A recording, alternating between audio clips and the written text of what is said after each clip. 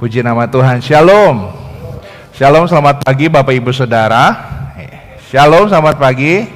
Ya, saya belum kedengar semangatnya. Halo, shalom, selamat pagi. Ya, yang di gereja saudara ini sebuah kasih karunia ya, saudara masih diberikan kesempatan untuk langsung beribadah. Dan saya juga mau menyapa buat setiap saudara-saudara yang ada di rumah. Shalom, kiranya damai sejahtera Tuhan melimpah atas setiap kita semua. Puji nama Tuhan. Bapak Ibu Saudara, sebentar kita akan bersekutu dengan tubuh dan darah Kristus. Tetapi sebelumnya Bapak Ibu Saudara, kita akan sama-sama belajar kebenaran firman Tuhan. Bapak Ibu Saudara, saya mendengar bahwa minggu-minggu ini ya kan, puji nama Tuhan ya kan, sebagian anak-anak sekolah sudah diumumkan ya kan hasil kelulusannya ya kan. Dan puji nama Tuhan Bapak Ibu Saudara ya kan, semua harusnya lulus ya Bapak Ibu Saudara, harusnya lulus ya kan, bukan lulus karena terpaksa karena si corona ini Bapak Ibu Saudara. Saya percaya ya itu semua karena kerja keras ya kan, usaha anak-anak kita. Amin Bapak Ibu Saudara. Ya, dari SD masuk ke SMP, dari SMP masuk mungkin ke SMA ya kan, SMA mungkin kuliah, bahkan yang kuliah sudah lulus. Puji nama Tuhan, semua itu karena berkat kebaikan Tuhan. Amin. Ya, puji nama Tuhan Bapak Ibu Saudara. Nih yang sebelah saya juga nih yang main keyboard sekarang jadi anak SMA Bapak Ibu Saudara. Ya, walaupun kayaknya nggak afdol gitu kan Bapak Ibu Saudara, nggak ada wisuda ya kan, tapi nggak apa-apa ya Sun ya. Yang penting anak SMA Bapak Ibu Saudara. Ya, tetapi satu sisi tentu kita sebagai orang tua bersuka cita. Ko Henry tadi ya kan, Yola puji nama Tuhan S2-nya sudah selesai. Puji nama Tuhan, betul nggak? Ada sukacita buat setiap kita, orang-orang tua, anak-anak kita sudah lulus. Walaupun satu sisi sebetulnya kenapa mereka lulus ya kan, tentu satu karena kerja kelas mereka, dan yang kedua juga tentunya ya kan, namanya kita dididik, namanya kita belajar, kita harus terus meningkatkan ya kan diri kita, termasuk ilmu kita. Ya, tentunya kita sebagai orang tua sedih kalau anak kita sampai katakanlah tidak naik kelas. Betul nggak Bapak Ibu Saudara? Inginnya naik kelas terus, walaupun mungkin kita nggak tuntut dia selalu ranking 1 ya kan, tapi setidaknya kalau bisa naik kelas ya. Dan bagi anak-anak juga tentunya anak-anak akan sangat senang jika tidak tinggal kelas. Betul nggak Bapak Ibu Saudara ya? Kenapa Bapak Ibu Saudara? Karena dia bisa naik kelas ya. Dia berpikir, akhirnya saya bukan anak SD lagi. Akhirnya saya bukan anak SMP lagi. Akhirnya saya ya kan nggak pusing-pusing lagi sekolah ya kan di SMA. Padahal Bapak Ibu Saudara, mereka masuk ke tingkatan baru ya sama-sama pusing juga. Betul nggak Bapak Ibu Saudara? Ya, dari SD ujiannya lebih berat lagi ya kan di SMP. Dari SMP ya kan lebih berat lagi ke SMA Bapak Ibu Saudara. Ya, puji nama Tuhan. Ya, artinya apa Bapak Ibu Saudara? Artinya ya kan, walaupun ada sukacita, tentunya setiap kenaikan tingkat itu kita diajar untuk dididik kembali. Betul nggak Bapak Ibu Saudara? Termasuk yang sudah selesai kuliah ya kan, bukan berarti tidak sekolah lagi, ada ujian lagi, ujian kehidupan, cari kerja lagi. Udah cari kerja harus berhadapan, bersaingan dengan rekan kerja ya kan, sudah bersaing dengan rekan kerja ya kan, ada lagi ya kan ujian-ujian lain Bapak Ibu Saudara. Nah Bapak Ibu Saudara, begitu juga dengan kita ya kan, setiap kita bersyukur ya kan, tubuh dan darah Kristus membuat kita selamat. Amin Bapak Ibu Saudara, ketika kita terima karya Tuhan Yesus ya kan, tubuh dan darahnya dicurahkan bagi kita. Tapi tahukah Bapak Ibu Saudara, bicara soal tubuh dan darah Kristus bukan hanya tentang keselamatan saja yang kita terima. Mari kita akan buka di dalam kitab Titus pasal yang kedua. Saya mengundang setiap kita semua yang ada di sini untuk bangkit berdiri. Begitupun juga saudara yang ada yang di rumah. Saya mengharap saudara yang ada di rumah juga tetap kita ya akan menikmati hadirat Tuhan, menghormati hadirat Tuhan. Mari kita akan baca dalam Titus pasal yang kedua, ayat yang ke-12. Kita mulai dari ayat yang 11 mungkin ya, 11 dan 12. Kita baca sama-sama, 1, 2, 3. Karena kasih karunia Allah yang menyelamatkan semua manusia sudah nyata.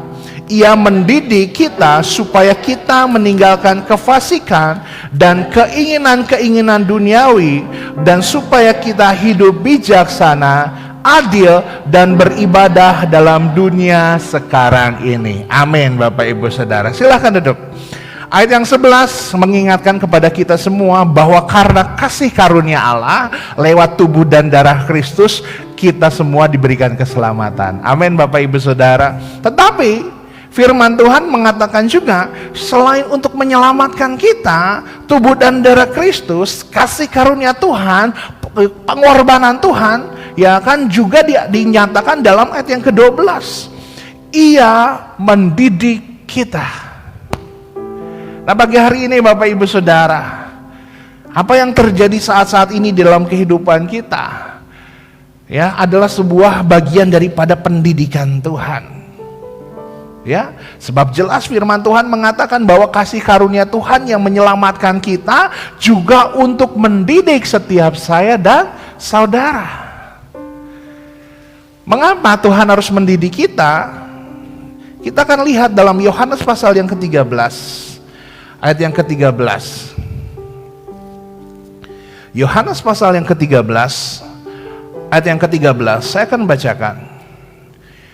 Kamu menyebut aku guru dan Tuhan, dan katamu itu tepat, sebab akulah guru dan Tuhan.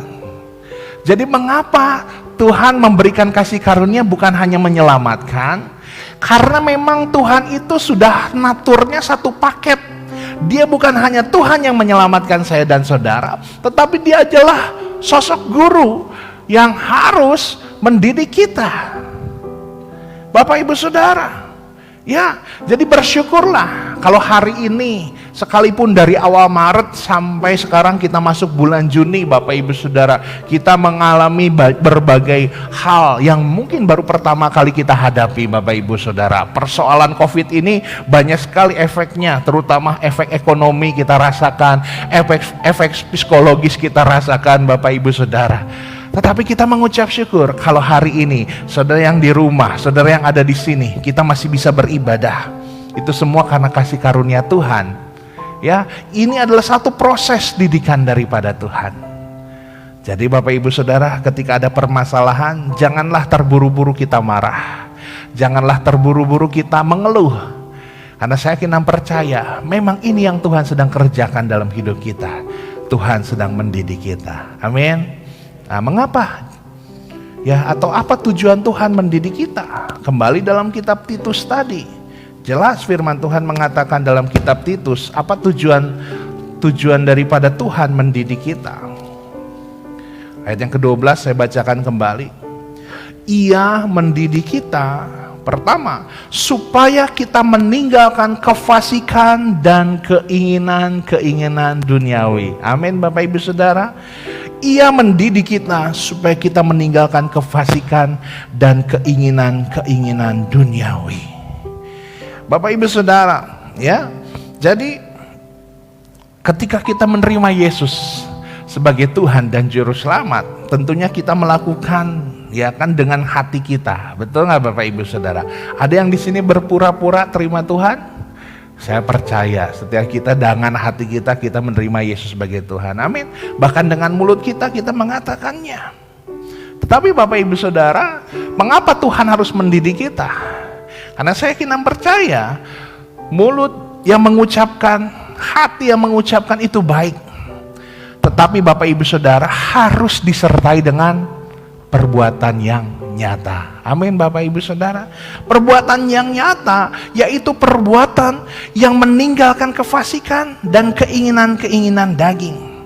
Kalau saya tulis dengan istilah ini, yang pertama, kenapa Tuhan harus mendidik kita? Supaya setiap kita tetap hidup dalam pertobatan kita. Amin Bapak Ibu Saudara. Ya, karena banyak orang-orang Kristen yang bertobat, sudah dibaptis air, sudah beribadah, sudah melayani, tapi tidak sungguh-sungguh bertobat. Atau mungkin ya dulu sungguh-sungguh bertobat, tapi hari ini tidak tahu apakah masih sungguh-sungguh bertobat atau tidak. Kenyataannya banyak orang Kristen yang tidak sungguh-sungguh bertobat. Ya Bapak Ibu Saudara, Saudara masih ingat tentang kasus seorang pemuda dengan teman-temannya di malam Lebaran, kalau nggak salah sebelum Lebaran, atau ya kan beberapa minggu itu, dia di daerah Kabupaten Bandung, dia bagikan bantuan sosial. Ya, dia bagikan bantuan sosial, tapi ternyata bantuan sosialnya itu pura-pura. Ya harusnya isinya mungkin sembako atau nasi bungkus, ternyata isinya sampah. Masih ingat ya Bapak Ibu Saudara kasusnya? Kita tahu akhirnya si pemuda ini dengan teman-temannya ditangkap, di penjara. Ya, tapi tahukah Saudara, berapa hari yang lalu, mungkin 1-2 hari ini, ya kan pemuda ini dilepaskan dari penjara karena si pelapor yang dikerjain ya gitu kan lah ya, yang dikasih makan sampah itu mencabut laporannya. Ya kan, singkat cerita nanti Saudara bisa baca sendiri ya kan, tapi intinya ya kan ketika dia ditanya sama temennya, temannya tanya ketika si pemuda ini sudah keluar dari penjara, dia tanya, bagaimana, betah nggak di dalam sana? Sambil ketawa-tawa dia bilang, oh betah lah, malah lebih betah di dalam gua. Sambil ketawa-tawa Bapak Ibu Saudara. Padahal kita ingat betul ketika dia ditangkap sama polisi, ya kan, yang tadinya seperti preman, jagoan, ya kan, ditangkap polisi, dia sambil nangis, dia bilang, menyesal saya. Bukankah kita, tanpa kita sadari kita juga sering demikian. Seringkali kita menyesali perbuatan kita, tetapi apa yang terjadi? Kita tidak sungguh-sungguh bertobat. Ketika kita ada permasalahan, kita datang sama Tuhan, kita menangis pada Tuhan, bahkan kita beribadah sungguh-sungguh, kita membawa persembahan bagi Tuhan. Tapi ketika permasalahan itu sudah lewat, ya kan, hidup kita kembali seperti yang dahulu. Malas lagi ibadah, malas lagi berdoa, ya Bapak Ibu Saudara. Ya akhirnya apa? Ya menjadi apa ya namanya? Ya kan?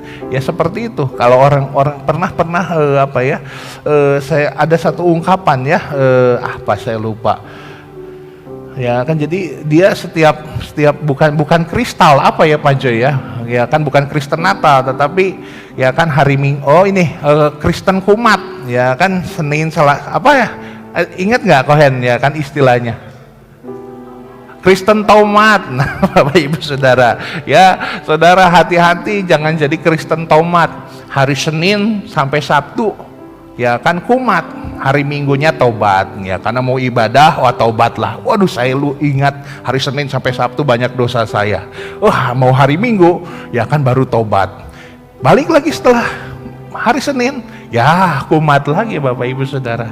Nah ini ya kan, mengapa Tuhan terus mendidik kita lewat persoalan kita, ya kan, supaya kebanyakan kita anak-anak Tuhan tuh tidak tetap hidup dalam pertobatan, menjadi tomat tadi, tobat kumat, Bapak Ibu Saudara, ya.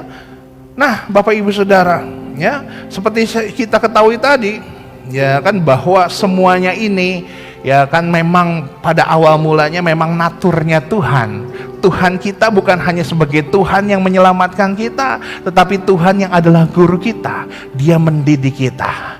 Saya percaya banyak pelajaran yang bisa kita ambil selama hampir 3 bulan ini. Kalau kita mau betul-betul merenungkan apa yang terjadi dalam kehidupan kita, sebetulnya banyak hal baik yang terjadi dalam kehidupan kita.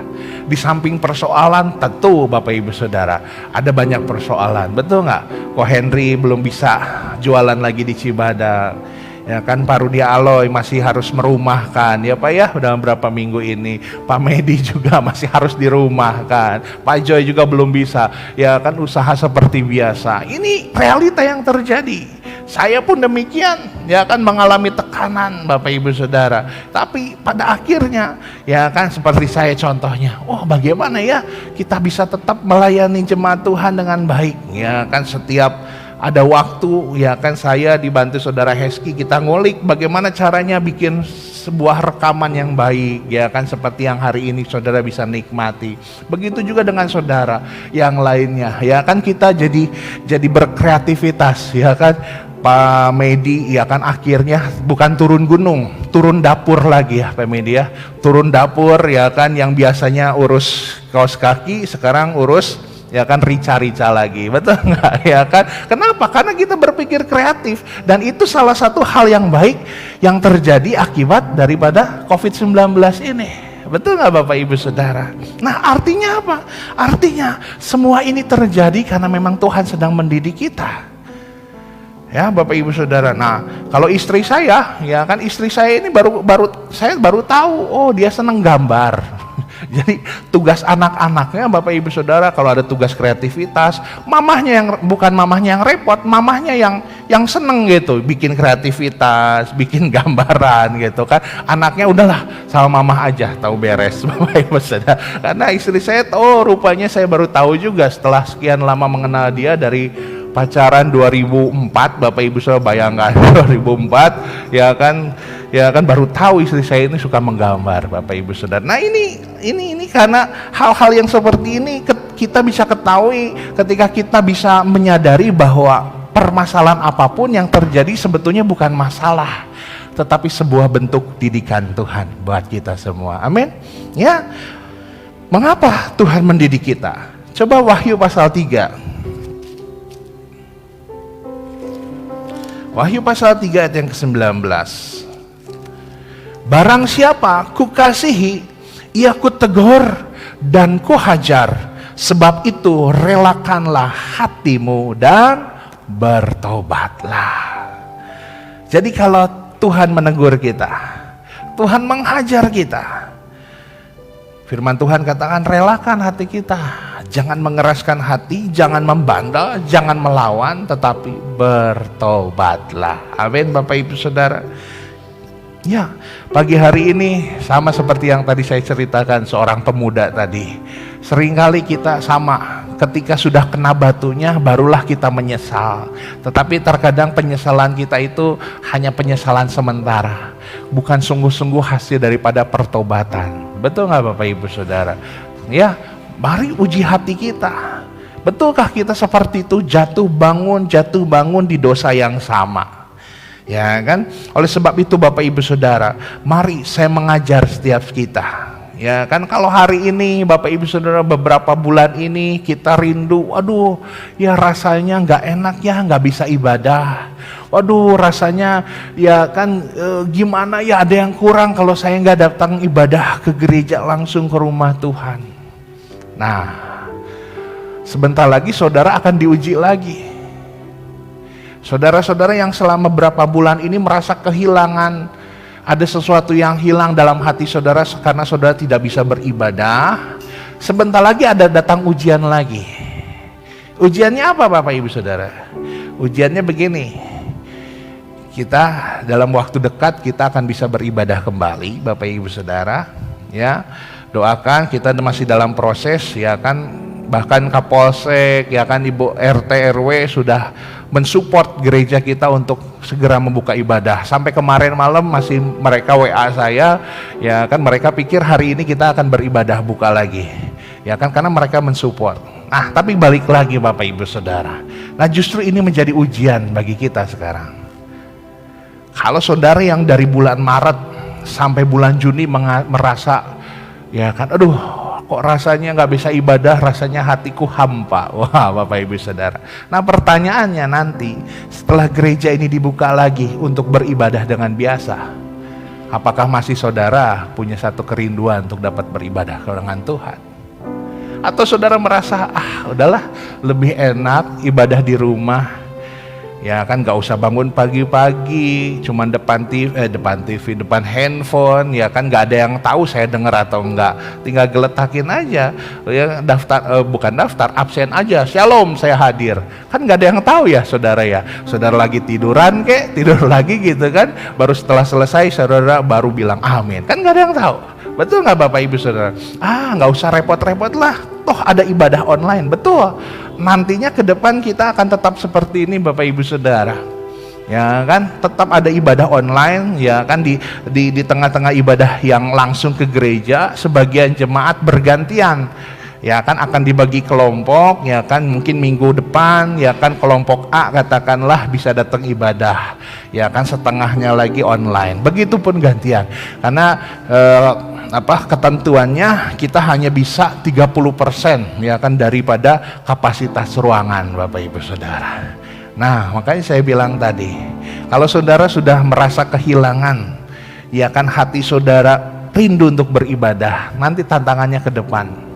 Ya kan sudah bisa ibadah, tetapi dompet masih kosong, Bapak Ibu Saudara. Ya kan karena tantangannya mungkin tidak akan berakhir sampai berapa minggu ini, ya kan mungkin sampai akhir tahun, bahkan mungkin tahun 2001 akan terkena dampak krisis ekonominya, Bapak Ibu Saudara. Nah, pertanyaannya, masihkah kita punya rasa yang sama, merindukan beribadah dengan Tuhan, merindukan selalu dekat dengan Tuhan? Nah, ini adalah satu bentuk ujian yang saya harap saudara nggak perlu jawab dengan mulut saudara. Ya, ini pertanyaan yang nggak perlu dijawab, tetapi pertanyaan yang perlu kita renungkan dan kita sendiri yang lakukan. Amin, Bapak Ibu Saudara. Ya, pagi hari ini poin 1 saja dulu, nanti minggu depan kita ada poin 2 dan poin ketiga. Jadi sekali lagi Bapak Ibu Saudara, anugerah Tuhan bukan hanya bicara soal keselamatan bagi kita, karena Tuhan juga adalah guru kita, Dia juga mendidik kita. Dia mendidik kita lewat persoalan, Dia mendidik kita lewat berkat-berkat. Mengapa Bapak Ibu Saudara kita perlu dididik oleh Tuhan? Supaya setiap kita tetap hidup dalam pertobatan kita. Amin. Tuhan Yesus memberkati kita semua.